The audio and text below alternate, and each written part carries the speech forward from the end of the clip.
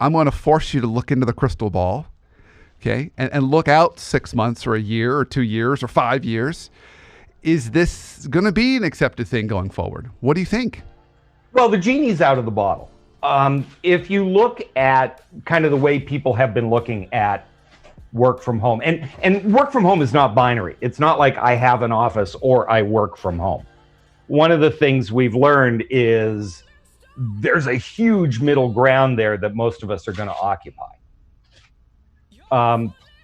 Working from home has been thought of as the most requested perk above pay raises.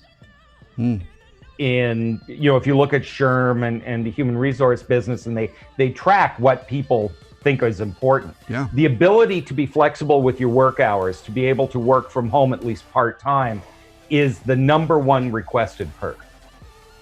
Now, of course, we've got people begging to go back to the office because they've had all the home they can stand. Yeah. Right. So the ground will shift. But the fact is that is something people have been looking for. I mean, I've lived in LA and Chicago, and trust me, 2 hours minimum back and forth to work every day, you get that back. That's a pretty strong incentive to try something else. Yeah. And so this has been building, and then suddenly it required a catalyst to push it over the top. And what's happened is that it was always the individuals, project managers, white collar kind of first level employees that had been doing this. And suddenly the senior execs were forced to work from home, and they went, oh, I can do this, and the world hasn't fallen apart. And by the way, it's kind of nice. Yeah. The only problem is it's forced senior executives to actually learn the communication tools, which has not been seamless.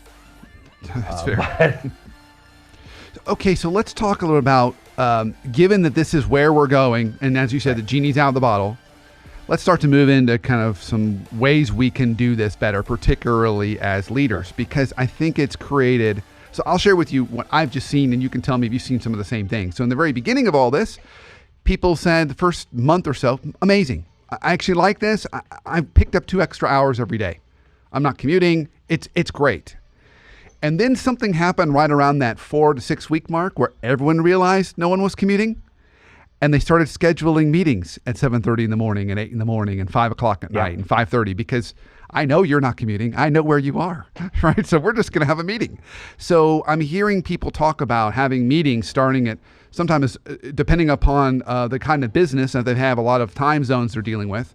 It can be as early as 7:30 in the morning and then going all the way to 7:30 at night. And they're just kind of stuck in front of their kind of laptops and computers. So I want to talk a little about the role of leaders in terms of how to build relationships, do this effectively, but also creating healthy boundaries, because I think that's something that I'm hearing a lot of pain around. Well, because people are lousy at putting boundaries around their life to start with. Amen, brother. We're not real good at this. There's Amen. a reason 9 to 5 became the standard. That's fair. Yeah, that's true. Because you knew what time your day started and you knew what time it ended, and everybody was kind of on the same schedule.